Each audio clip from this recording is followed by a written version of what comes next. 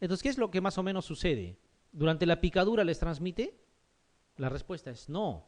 Lo que hace es que durante la picadura se alimenta con sangre, ¿ya? Este vector, y en las deyecciones, ¿ya? Del vector, esto va a producir prurito, el humano se va a rascar y al rascarse se autoinocula.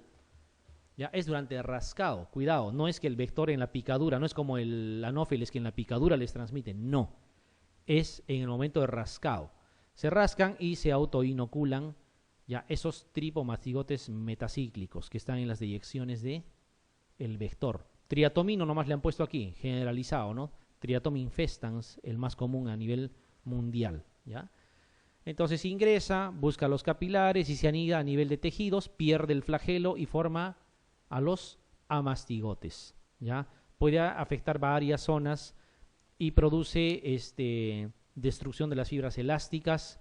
En el caso del tracto digestivo, los plexos de Meissner y de Auerbach están alterados, los destruye y eso determina que el órgano pues crezca a dimensiones considerables. Por eso produce megaesófago, megacolon, ¿ya? Y miocarditis también, produciendo bloqueos de rama, ¿ya? ¿Cuál es la rama más delgada de las dos, la derecha o la izquierda? La derecha. La izquierda tiene que despolarizar un ventrículo que necesita más potencia para expulsar sangre, por lo tanto es más gruesa. ¿Y cuál se rompe, la más delgada o la más gruesa? La más delgada. Entonces el bloqueo de rama más común es rama derecha, ¿ya? Bloqueo de rama derecha. Incluso una hipertrofia común y corriente del corazón puede producirte bloqueo de rama derecha. Muchos deportistas tienen bloqueo de rama derecha porque han hecho hipertrofia, ¿no? En el miocardio, resultado del ejercicio. Eso es lo que produce bloqueos de rama, bloqueo de rama derecha fundamentalmente, ¿ya? Y son las cosas que hay que ver. Aquí está nuestro amigo. Ese es el tamaño más o menos para que puedan compararlo, miren. ¿Ya? Como una cucaracha, ¿no? Más o menos. ¿Ya? Aquí está.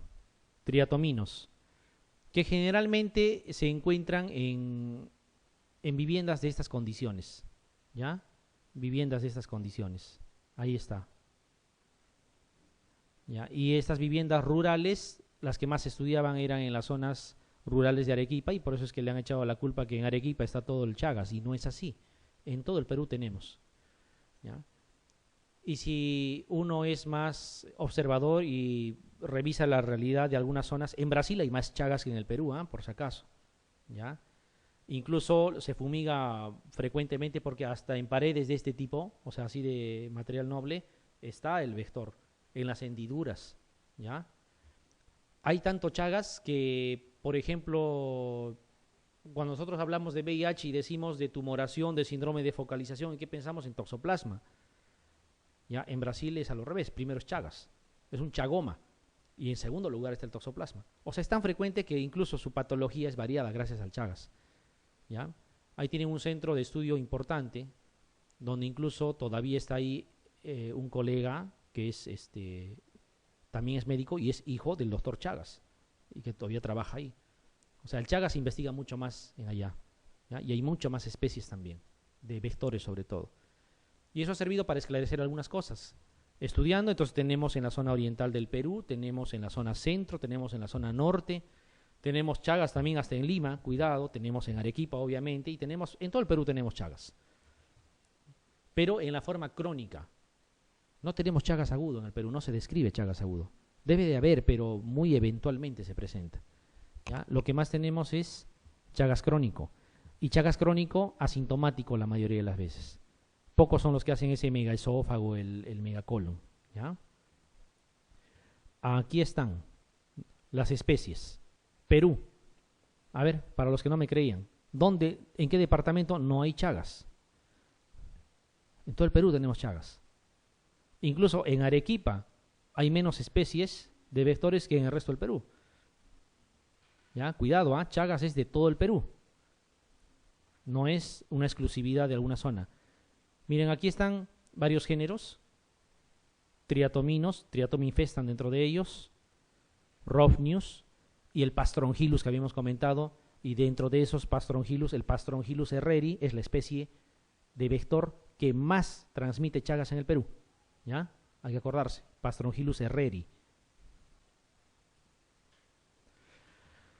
Entonces este amastigote, o sea, el que no tiene flagelo, se va a localizar con frecuencia, habíamos dicho, en miocardio, en sistema nervioso autónomo, y el sistema nervioso autónomo pues es justamente a nivel de intestino delgado, grueso, ¿no? Y eso va a producir, ¿qué cosa? Crecimiento desmesurado de los órganos, ¿no? Megaesófago, megacolon, ¿ya?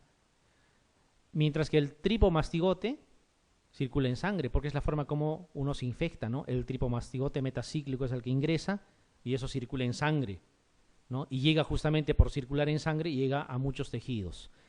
El Chagas agudo, como bien lo dice ahí, puede pasar desapercibido. Solamente hay un signo clínico que nos dice esto es Chagas agudo, es el famoso signo de Romaña. ¿Se acuerdan del signo de Romaña? El signo de Romaña es esa congestión a nivel de bléfaros, ¿ya? O sea, en párpados, que simula una tumoración unilateral, ¿ya? Eso es signo de Chagas agudo. Pero la gran mayoría de las veces ni siquiera eso se produce. El Chagas crónico es más frecuente. Por eso les decía, lo que más tenemos en nuestro medio es Chagas crónico. Miocarditis crónica, ¿no? ¿Cuál es la causa más frecuente de miocarditis crónica en nuestro medio? Es Chagas. ¿Y cuál es la causa más frecuente de pericarditis crónica en nuestro medio? TB, ¿ya? Tuberculosis, no es Chagas. Y de miocarditis y pericarditis agudas, la causa más frecuente, viral, virus hecho, ¿ya? Por si acaso. Hay megaformaciones, fundamentalmente megaesófago y megacolon, son los que más crecen. Ahí está el signo de Romaña. Este es el signo de Romaña, lo que están viendo acá. Chagas agudo, ¿ya? Chagas agudo. Signo de Romaña. Y esto que están viendo aquí es el seno diagnóstico. ¿Saben en qué consiste el seno diagnóstico? Parece algo tirado de los pelos, pero en realidad es muy práctico. Consiste en que en laboratorio se cría al vector, pero sano. O sea, hay una colección entera de vectores, pero sanos. Entonces, si yo sospecho que esta persona tiene Chagas, ¿qué cosa es lo que hago? Esto que están viendo aquí. Fíjense, es un depósito, como un pequeño tazón, forrado por una malla. Esta malla, obviamente, es fenestrada, como cualquier malla, y permite que el vector pueda picar lo que está afuera. Entonces, miren, se lo colocan así a la persona, para que le pique a la persona. Parece tonto, ¿no? Pero ¿qué creen que va a pasar? Este vector estaba sano. Si la persona tiene Chagas, ¿qué creen que va a pasar con el vector? Se va a infectar. ¿Sí o no? Se va a infectar. Estaba sano el vector y al picar a la persona enferma se va a infectar. Entonces, ¿cómo se hace el diagnóstico? Se hace colocándolo de esta forma a la persona supuestamente infectada y luego de un tiempo se elimina el vector, o sea, se sacrifica el vector. Se busca el parásito. Si no hay nada, senodiagnóstico negativo, no hay Chagas. Pero si encuentran el parásito, ¿qué significa? Que la persona sí tiene Chagas. ¿Se entiende? Ese es el senodiagnóstico. Y por si acaso se usa bastante en el Instituto Nacional de Salud. No va a ser que les pregunten qué cosa es el senodiagnóstico. ¿Ya? El senodiagnóstico es eso. Exponer al caso probable, exponerlo a un vector sin la enfermedad, para luego verificar, sacrificando al insecto para ver si se ha infectado o no. Aquí están los megas. Miren cómo el colon ya puede crecer casi como un globo, miren. Y no es que solamente crece, no tiene peristaltismo, está afectado su sistema nervioso autónomo. Entonces esto produce impactación fecal, produce varias cosas. Puede producir incluso oclusión intestinal, ¿no? Mecánica. Miren el esófago, cómo puede crecer. Megaesófago, producido por el Chagas. Chagas crónico. Es una persona que se le detecta Chagas, se le tiene que hacer controles permanentes, por lo menos una vez al año, ¿no? La idea es que no llegue a esto, ¿no? La idea es que no llegue a eso. ¿Cuál es otra forma interesante de hacer diagnóstico de Chagas? Si sabemos que se deposita en los músculos también. Esto es algo, no es que sea novedoso, pero es una técnica que se está usando recientemente. Es biopsia de músculos gemelos. Están accesibles, ¿no? Haces biopsia y si ahí encuentras amastigotes, ya pues diagnosticado Chagas.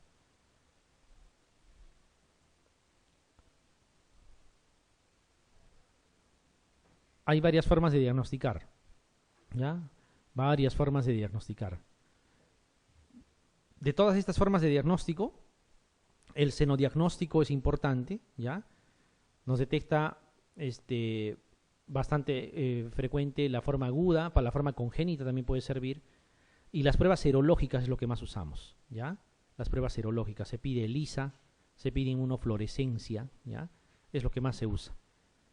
También hay técnica de reacción en cadena en polimerasa, hay técnica de hemocultivo, etcétera, etcétera, pero no es lo que más se usa. Lo que más se usa son las pruebas serológicas y el senodiagnóstico, que es importante que sepan cómo se hace.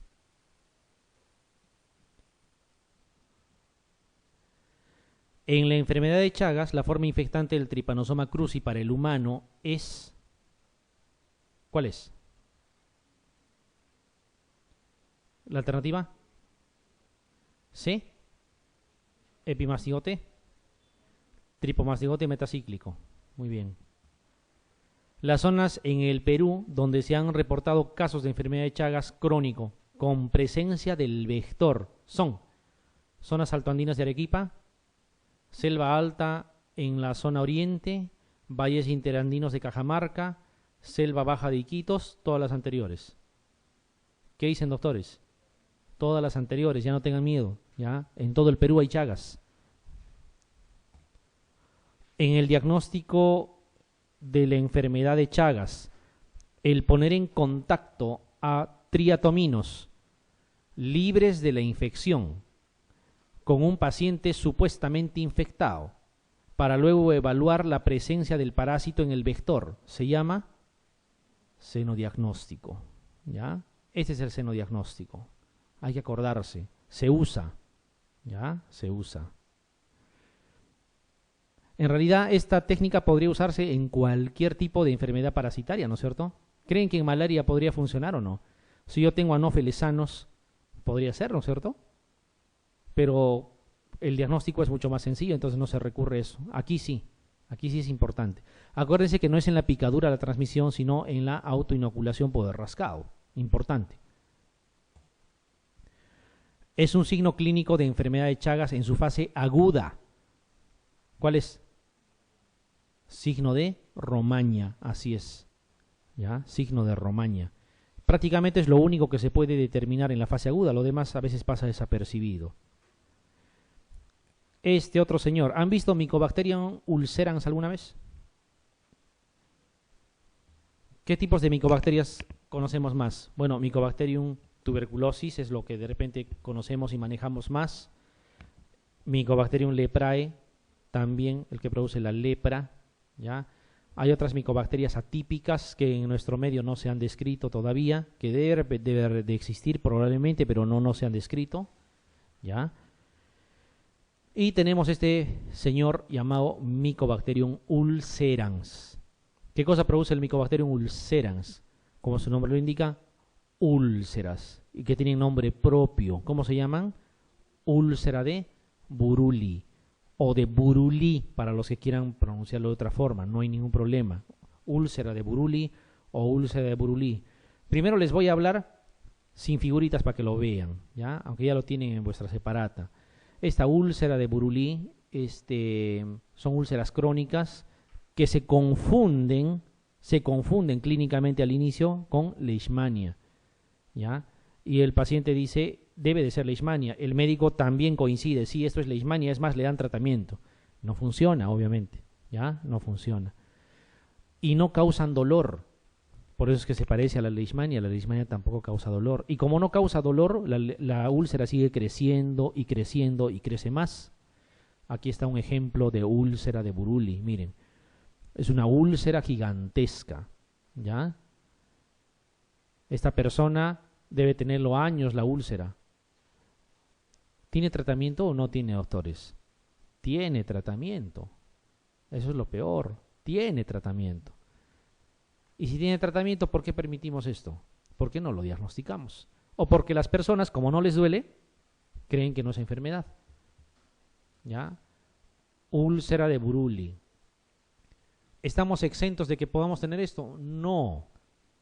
No. A cualquiera le puede dar. ¿Ya? A cualquiera le puede dar. A ver, Cositas hay que saber de la úlcera de Buruli. Una de las cosas importantes, es la tercera enfermedad más frecuente producida por micobacterias en inmunocompetentes. Solo está después de la tuberculosis y la lepra. O sea, no es una cosa rara, es frecuente. ¿Ya? El orden es tuberculosis, es lo más común, lepra le sigue y por ahí está úlcera de Buruli, ¿ya? Mycobacterium ulcerans. Miren, clínicamente se caracteriza por ser una úlcera indolora y como es indolora, el paciente no recurre a solicitar ayuda. Y si recurre, lo evalúan, ven que es una úlcera pequeña todavía, indolora, y como está compartiendo la zona epidemiológica de transmisión de leishmania, pensamos que es leishmania, ¿no? Y hasta ahí no hay problema, o sea, esto es factible que pueda suceder, pero en la evolución está el problema, la gente se olvida, ¿ya? Miren, es una úlcera indolora, con márgenes socavados, fondo necrótico, ¿ya? Que se localiza preferentemente en extremidades, igualito a la leishmania, ¿ya? Y debe sospecharse en pacientes que han tenido contacto con una zona endémica. Hay zonas endémicas, una de las zonas endémicas en nuestro medio. ¿Tenemos o no tenemos en nuestro medio? ¿Qué dicen? ¿Hay úlcera de Buruli en nuestro medio? Claro que sí. La zona del oriente, ¿ya? Loreto, Ucayali, son zonas donde hay úlcera de Buruli. El estudio histológico de la úlcera, miren, ¿qué cosa esperarían en una micobacteria? Que forme granuloma, ¿no es cierto? ¿Sí o no? En la lepra formaba granuloma, en la TB formaba granuloma. La diferencia es que el granuloma caseificante con casium es solamente en la TB. Aquí no forma granuloma, cuidado, y eso puede hacer confundir. El estudio histológico de la úlcera muestra la presencia de un área circunscrita de necrosis grasa coagulativa, con escaso infiltrado inflamatorio acompañante. No hay granuloma, ¿ya? Por lo tanto, eso puede hacer confundir. Sospechamos Mycobacterium, mandan al patólogo, el patólogo lo examina y lo responde, ausencia de granuloma. Ah, ya, descartado entonces. No hay granuloma en este tipo de úlcera. Miren, las lesiones precoces contienen en su zona necrótica un elevado número de bacilos ácido-alcohol resistentes. ¿Por qué serán ácido-alcohol resistentes? Porque son micobacterias. Pero es al inicio, ¿ya? Cuando eso ya va pasando en el tiempo, meses, semanas, años, desaparece. Por lo tanto, ya ni eso van a encontrar. Hay que tratarlo precozmente, ¿ya? Esto nos debe llamar la atención. ¿Dónde encontramos úlcera de Buruli? Si decimos aquí Benín, Burkina Faso, Costa de Marfil, Ghana, Nigeria, Togo, Guinea, Sierra Leona, estamos hablando del África. Y en el África siempre hay las enfermedades más olvidadas donde prácticamente a nadie le importa, ¿sí? Resto de África, o sea, también en Angola, en Camerún, Congo, Níger Ecuatorial, Gabón, Malawi, etcétera, etcétera, etcétera. En otros lugares, miren, acá dice Papúa Nueva Guinea. O sea, puede haber en otras zonas, pero que son también zonas olvidadas, o sea, colonias, generalmente, ¿ya? Colonias de otros países. En el Asia puede haber, sí puede haber, Indonesia, Malasia, etcétera, etcétera. En América, ¿qué es lo que nos importa? Miren, Guyana Francesa. ¿Guyana Francesa qué significa? Es una zona de colonia, ¿no es cierto?, de Francia. Ni siquiera es independiente todavía. Entonces, bueno, como es tan olvidado, yo espero pues que sí haya. Surimán. ¿Dónde queda Surimán, doctores, en América? ¿Dónde queda? No, se les escucha hace tiempo lo que hablan, ¿eh? Ya. Perú, miren, Perú y México. O sea, Perú está en este grupo donde está Costa de Marfil, Ghana, Nigeria, Uganda, Sierra Leona, ¿no? En algunas colonias. No está Bolivia, no está Paraguay, no está obviamente Chile, no está Brasil. ¿Qué les parece? ¿Está bien eso? O sea, estamos a ese nivel en este tipo de enfermedades olvidadas por la ciencia probablemente porque no les importa y olvidadas por los que deberíamos tomar acciones también. Y lo peor que tiene tratamiento y no es difícil tratar, ¿ya? ¿Con qué se trata, doctores? Con streptomicina. Nada más. Y cuando la úlcera es pequeña, tú le das la streptomicina y se acabó. Pero esperar que pasen ese tipo de cosas, no. Aquí está la necrosis coagulativa, doctores. ¿Ya? Necrosis grasa que después se coagula y forma así. No hay granuloma. Miren cómo puede ocasionar lesiones de este tipo. Miren, gigantes, ¿no? Que abarcan gran parte de la superficie corporal. No son montajes, por si acaso. Úlcera de Buruli. Pobre niño. Habiendo tratamiento, ¿no? Habiendo tratamiento.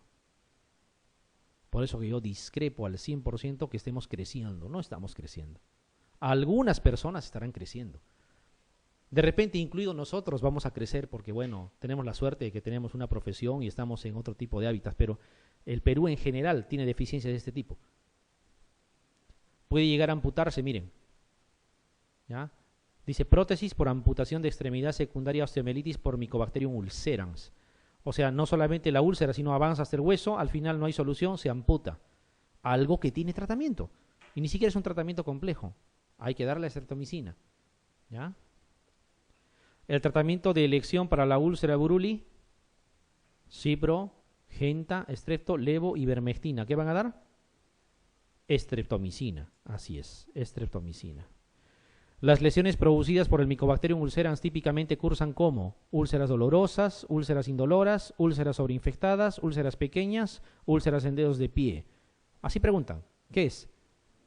Úlceras indoloras. Y como son indoloras, permitimos que crezcan pues un montón. Ceguera de los ríos. ¿Tendrá importancia la ceguera de los ríos? ¿Qué dicen? Es que cuando recién lo escuchamos pareciera pues que, bueno, ¿qué será? Debe ser una patología rara, ¿no? Que de vez en cuando se ve. Cuidadito. ¿Qué dice? Segunda causa de ceguera en el mundo. O sea, no es nada raro. Segunda causa de ceguera en el mundo. Miren. Está confinado a zonas del África Occidental y Central, ya, Oriente Medio y parte del continente americano también. Aquí entra a tallar un parásito, Onchocerca volvulus, por eso se le llama oncocercosis, ¿ya? Oncocercosis. Miren, este Onchocerca volvulus puede vivir en el cuerpo humano hasta 14 años, o sea, ingresa y se queda ahí 14 años destruyendo lo que tiene que destruir, ¿ya? En forma de larva se introduce al cuerpo humano, ¿ya? En forma de larva. Y aquí está implicado la presencia de una mosca, porque no es un mosquito, es una mosca. Es una mosca del género Gegenes, así se llama, ¿ya? Esta picadura de las moscas de este género Gegenes puede transmitir también el Onchocerca volvulus, ¿ya? Incluso, ¿por qué se le llama ceguera de los ríos? Se ha descrito casos, muchísimos casos de personas que ni siquiera les ha picado la mosca, sino simplemente han estado en cercanía de los ríos. Parece que el contacto con el agua en algunas zonas también existe esta posibilidad. Ya está la larva ahí, ya está la larva ahí. Es una microfilaria, está dentro del grupo de las filariasis, ya. Ingresa, miren, miles de microfilarias se producen, o sea, produce el gusano hembra, se esparcen en el cuerpo, llegan al ojo, ese es el gran problema, llegan al ojo y causan una serie de alteraciones que al final van a conducir a la ceguera, ¿ya? Lo curioso es cómo a veces no nos informamos bien.